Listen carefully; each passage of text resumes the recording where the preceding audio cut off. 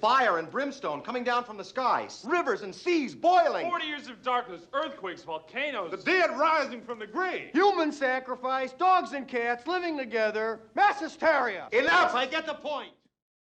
Welcome back to Thinking Critical. This is Wes, and today Joe and I are on a mission to save Poison Ivy, one of the oddest characters just as far as their history, motivations, power sets. It's actually kind of hard to get your head around exactly who Poison Ivy is and kind of flesh it all out. Here to try and talk with me about some of the history and some of the issues that you would have, trying to save the character is comic book writer, award-winning editor, Joe Corallo. How you doing? I'm all right, Wes. How are you?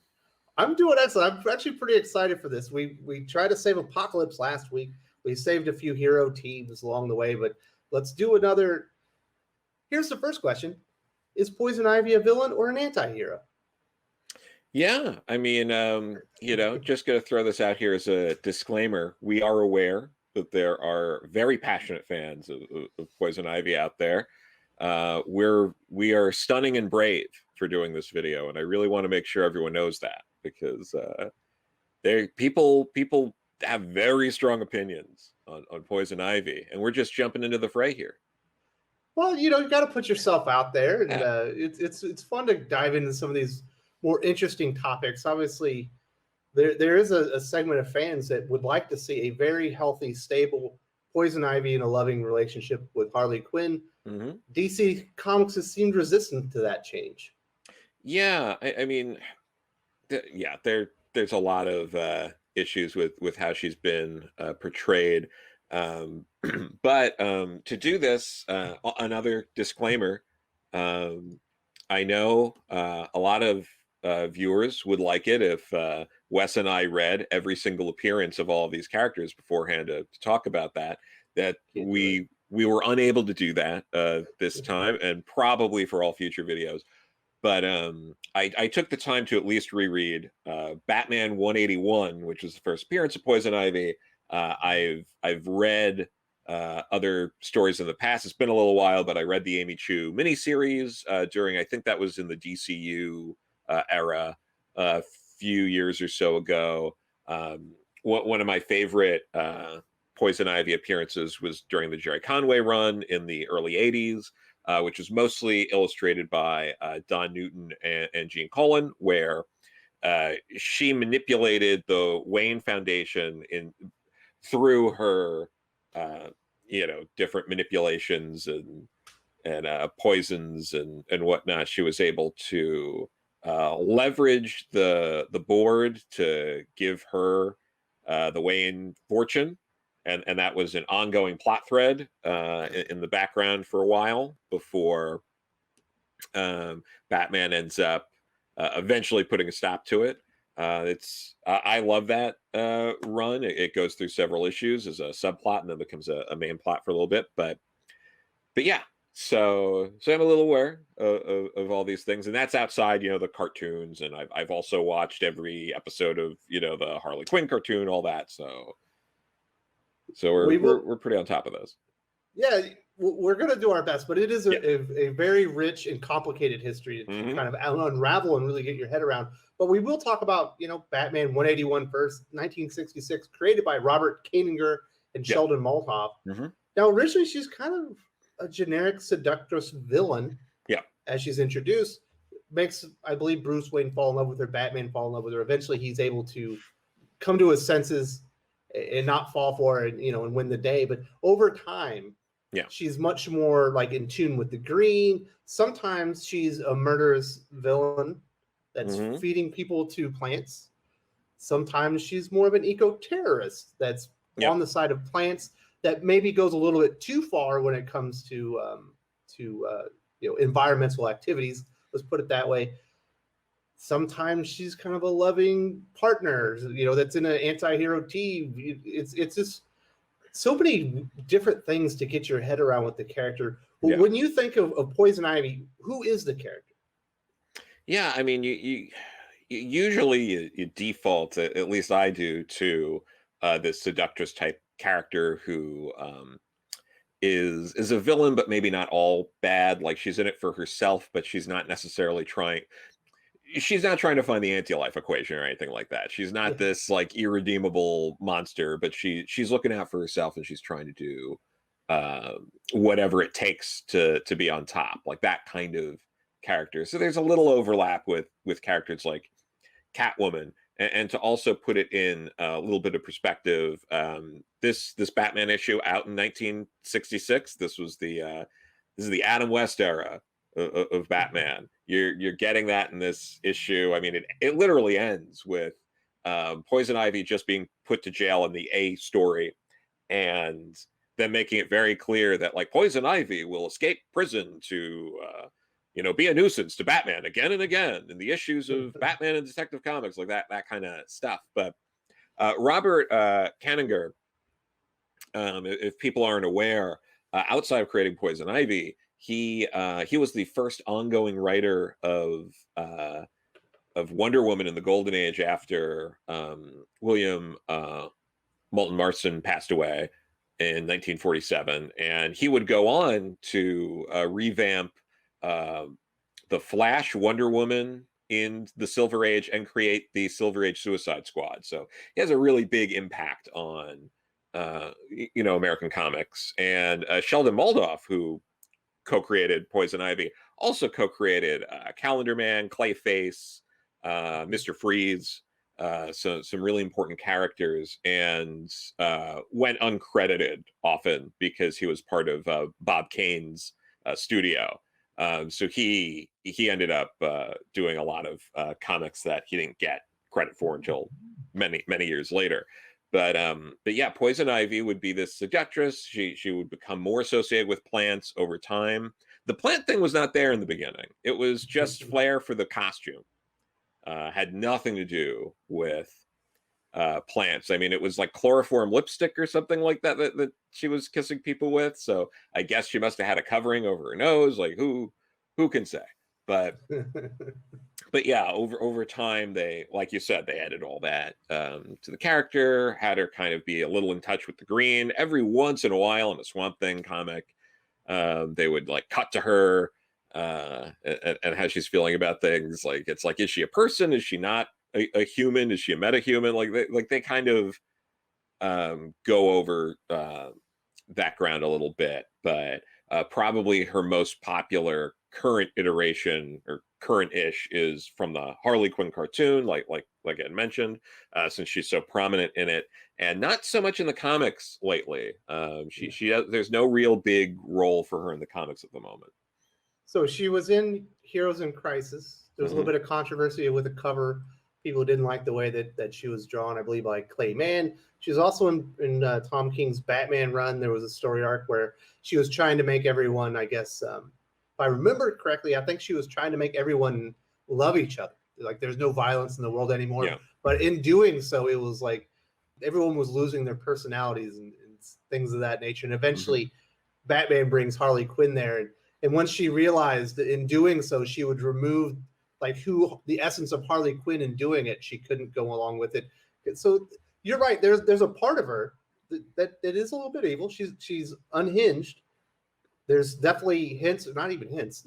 Mental illness is certainly a part of the character, but there is that piece of humanity that's sitting there that kind of always kind of seems to bring her back. Yeah. One of the big themes with the character is certainly abuse. Lots of abuse, seemingly at the hands of men. Some people, I guess, if you read the story, I've seen some people advocate that maybe Batman is one of her key abusers, because every time he comes in, he destroys whatever plant she's created. He sends her off to jail, and he's one of the the key abusers in her life over and over. What are your thoughts about the way that they have framed abuse as far as the character relationship, or with the relationship with that character and her growth? I mean, it's not unique to Poison Ivy. They've played this a lot, that what Batman does, there's this gray area, and that the way he tries to help isn't always the most helpful. They do the whole song and dance with the Joker. Is he really helping stop the Joker if the Joker's always getting out and doing that? It's similar to that. You can kind of play that card with most of his rogues gallery. because there's a lot of them are these, you know, fallen sort of characters who had the potential for great things. You know, like Mr. Freeze, the Riddler. There's plenty you could name off the top of your head that fit that kind of bill. You know, the Scarecrow. So she does fit into that archetype of a Batman villain. You know, I feel like it's a step too far often to say that Batman is like her key, you know, abuser. It's a very gray, complicated situation because she's often in the comics trying to do something pretty nefarious, even if it's even if there's good intention, even if she you know, thinks we need to, you know, destroy, you know, a city to protect the environment, or to prevent a certain thing from happening, to protect the environment with certain consequences. So I do think some people, you know, you take that a bit too far, but I get it if you really like a character and you want to see them succeed, because we've seen them do it very successfully with Harley Quinn and Catwoman. Harley Quinn and Catwoman have had multiple ongoing series. They've been fully redeemed as these sort of anti-heroes that are perceived in more of a positive light than a negative light. But Poison Ivy in the comics hasn't, even though she checks a lot of the boxes for a character that you would see them do that with. So I understand that level of frustration with some of her diehard fans of, you did it fine with Catwoman, you did it fine with Harley Quinn, but then when it comes to Poison Ivy, you're suddenly like, oh, that's a bridge too far. And it's like, really? Have you seen what Harley Quinn's done? Is that a bridge too far? It seems like that's kind of it's a cycle with the character. When she's almost fully redeemed, then she goes off and starts murdering some people. Mm-hmm. Normally, you know, we could look at it if you wanted to be just black and white. Well, you know, maybe the person deserved it, but you know, going off and murdering people, no matter what they did, you know, you're falling in that more villain than hero in that anti-hero equation. When you're talking like Punisher versus Batman, Punisher is a lot more problematic. Let's use that word. For sure. Just as far as a superhero. Mm. Another theme that we see often with Poison Ivy is like rebirth. Mm-hmm. She often dies, then she reappears. Obviously, she's got plant. You know, her powers are come from plant life and things of that nature. And you see, you know, the idea there is that she can, you know, redeem herself. She's redeemable. She can be reborn like in a new image. But they always, once they do that, it starts out different. It's a new direction, and they almost always tumble back into the same old plot lines and characterization. And I could see how that would frustrate the hell out of people that were looking for a fully redeemed Harley or Poison Ivy. Yeah, no, absolutely. But we see that a lot. A lot of those fans did get what they wanted with that Harley Quinn cartoon. And I think it almost added to the frustration, because after that, like the end of season 2, I think there were a lot of people on social media talking about like, okay, so you did this in the cartoon, and why can't you do that in the comics? And there's also just that argument to be made of being some level of synergy, because now Poison Ivy is a big part of that cartoon, and you would hope that people watching that cartoon might either go to a local comic shop, or at least peruse Amazon or something and be like, oh, I want to read more about Harley Quinn. I really like this character. And it's really slim pickings, especially for stuff coming out currently. There's like almost no pickings. So I can see that frustration. You know, you like this character, and then all of a sudden you're like, oh, okay, let me go try to buy something, and there's not a lot of options. Yeah, she almost never gets her own miniseries. Is almost always thrown in as a Batman villain, or as a side character to like Catwoman or Harley Quinn. Now we did get the what is it? The Gotham City Sirens.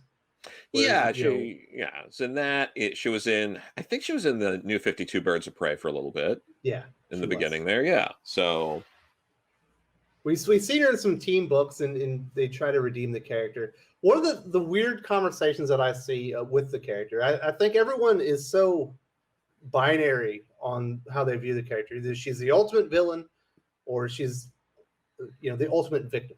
You know, which one is it? And I can say, you know, there is certainly data to support that she's been victimized. I believe, you know, if you go back, she was a victim of abuse from her father. I think there's multiple origins for the character, which always makes it more complicated when you try to unravel these things. I believe at one point when she was a scientist, she might have been raped by a gang of men. So there's certainly that part's in it, but you can't fully remove it when she's feeding men to plants. I think she also murdered some police officers. She's murdered a lot of people. I believe she took over Gotham at one point. Yeah, I mean, she's also experimented on people and turned some people into horrifying human plant hybrids. Island of Dr. Moreau type stuff. Yeah. Like I said, it's an interesting thing to unravel here. So these are we've talked about these, but these are the three big obstacles I see if you're trying to save the character or really define what the character is. Who is she? You've got the seductress, you've got the eco-terrorist, you've got the vigilante anti-hero, but you've also got the shades of Keeper of the Green type character. Can she be all of those things at once? DC really needs to settle on one of them, or maybe two of them, but having so many different shades of the personality really makes it complicated for anyone to come in there and get the character right. And that's probably why every time you get a new writer that wants to use the character, it feels like a brand new character. Yeah, absolutely. It can be frustrating for people. Yeah. Then the other one would be is she the victim or the victimizer? I think it's both. She can be the victim, but she's also certainly gone above and beyond with some of her retributions on people's actions. And another thing we haven't gotten as much, she has a really undefined power set. You said it when she was introduced, she was just a seductress that was using chemicals to seduce people. Yeah. And now she's got the power of the green, but she's also, she's fully controlled Superman. I believe she's defeated several supervillains in hand-to-hand combat, so apparently she's a skilled hand-to-hand combatant, but she can use pheromones to control people. So you have this wildly undefined power set that is really strong. Anytime, like when I think of a villain that has the power of like Swamp Thing, potentially. Yeah. Like how is Batman ever going to actually defeat that character realistically, besides extinguishing the sun? Yeah, no, for sure. I mean, anyone who can pretty easily take over Superman, like in Hush, it boggles your mind how you deal with a character like that day in, day out. So yeah, it's like, what's stopping her from just manipulating the entire Justice League over and over again as long as she's alive? Yeah, there's not a lot to work with, because she's too powerful, and then you have to come up with more and more complicated and confusing ways on how to beat her. She has to be MacGuffins and Deus Ex Machinas to defeat her, which ends up making her just look stupid. I mean, I think someone brought it up in the comments for the Apocalypse video that we had last week. The basic premise of Apocalypse being this like all-powerful, unstoppable, godlike character who's constantly being thwarted. After a while, it's hard to take the character seriously, and I think that's a very fair critique on these characters. Same thing with characters like Darkseid. I mean, the character's basically a god in this on Apocalypse, is invading the entire universe, is the master of the anti-life equation, and he's beaten by Superman singing to him. So what do you do after a while? So this is what I am a schlub. I am not a professional writer. I am a critic, and I like to read lots of comics. That doesn't mean I'm good with stories, but I'm going to try my best here. I want to do something original. Sure. I want to do something unique with the character that has never been seen in DC Comics. We're going to go with the storyline called City of Ivy. Basically, she's going to control the villains and take over Gotham, and Bruce Wayne is going to be on the run. What do you think about that? That can work. I'm teasing. That's City of Pain. I know. I was just about to get there.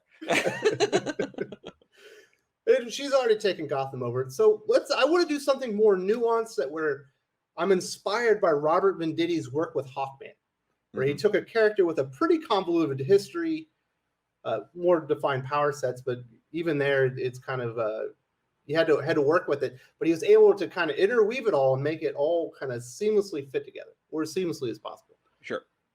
Also inspired by Hulk.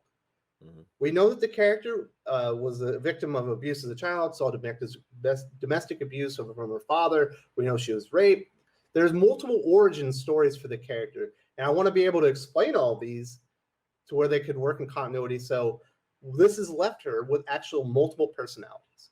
So when we see these origins, it's from the perspective of one of these different personalities. And it also explains why there's different power sets, why there's different motivations along, because it's always depending on which one's fully in control. So I would go with like 4 different personalities. Maybe you could have more than this. I'm a simple man, and I do not know the character probably as well as a Poison Ivy super fan. Sure. But just generally speaking, these would be the 4. You would have your main evil villain, kind of fighting the patriarchy. That's the seductress. That would be that character that typically targets male heroes or male characters. Mm-hmm. We also have our eco-terrorist. This would also be the scientist portion of her personality, where she goes a little bit too far in protecting plants, but she certainly is very capable, knows a lot about the subject matter, and therefore she's very, very dangerous. The third one would be the vigilante anti-hero that's also in a relationship with Harley Quinn. And then the fourth one, which we haven't seen as much, would be the pseudo Keeper the Green. And in this story arc, that would be the most healthy version of this character, when she's finally in tune with herself, and she's made amends with her past and the things that she's suffered. And when her personalities are finally in unison, she can be like the Keeper the Green, someone as strong as a Swamp Thing, or potentially the heir to Swamp Thing type of character. And that's how I would kind of do it. Definitely take her out of Gotham. Yeah. Doesn't need to be a supervillain there. Maybe put her as a scientist, I don't know, in Nebraska. Finally at peace with herself, and mostly the personality that's mostly there is obviously the scientist when she's at work. When she's out of there, it's the vigilante anti-hero that's kind of helping people out. But maybe she experiences something. A friend of hers has a traumatic incident at the hands of a male, perhaps murdered, perhaps raped, something along those lines. I don't want to be fridging anybody, but this brings out the seductress side of her, and she starts losing control, kind of like a Dr. Jekyll, Mr. Hyde type thing with the Hulk. And I think that would be a really cool character exploration. Plus, it would kind of explain a lot of things, and it would give you an idea where you could go, where she fully, maybe at some point, she fully gets over that villainous side of her, and maybe she lives full time as the vigilante anti-hero with shades of the scientist eco-terrorist that she has to kind of fight against. You know what I mean? Yeah. No, I think that kind of works there. Yeah, because you kind of have to make peace with too many aspects of this character, and that might be the way you handle that. So yeah, Well, I mean, it works in the we know that the character has mental illness, has suffered abuse. I think it works in the same way it does for Hulk. Yeah, no. So kind of like a almost like an Al Ewing Immortal Hulk approach of Well, Peter Davidson's, he's the one that started it, right? Yeah. Well, sure. But he's the one that reintroduced it. Certainly Al Ewing's done a lot of good stuff over there. So that's how Joe Schmuckatelli Can't Write a Novel would do it. We do have a professional writer here and a professional editor. What would you do, Joe? How would you fix the character and maybe get some of these things sorted out? All right. I think specifically what I would like to do with a character like this is have it if you want to make her more of a hero, or set her up in a way where she can have an ongoing even as an anti-hero, do it right in the pages of Swamp Thing.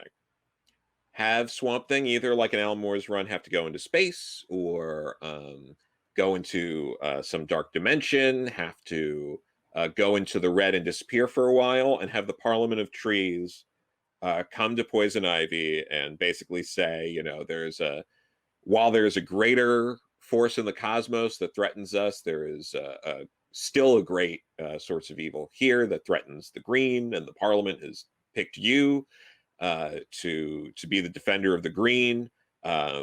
Use Lady Jane as well. I love Lady Jane. That member Yo of the Joe, Parliament. Lady Jane? Not that Lady Jane, the woman who would be part of the green, who would watch over Tiffy and all of that during Nancy Collins' Swamp Thing run, and have her sort of guiding Poison Ivy as they have to go through, like a mentor. Yeah, so the trials and tribulations that Poison Ivy has to go through as the protector of the green, with Lady Jane protecting her, and do that for a full arc. Do that 4, 6, 8 issues, whatever it is, and at the end of that, spin it out into a Poison Ivy series, where now we've gotten to see Poison Ivy having to be heroic, using the powers of the green. And after Swamp Thing's back, the Parliament takes the most of the powers away, but maybe she still has some residual powers. And now you launch an ongoing series where now you have this Poison Ivy at a crossroads. I've done these heroic things. I've saved people. Is that what I should keep doing? Am I going to falter and go back to my old ways? And I think that could be an interesting setup for a lot of potentially very interesting comics.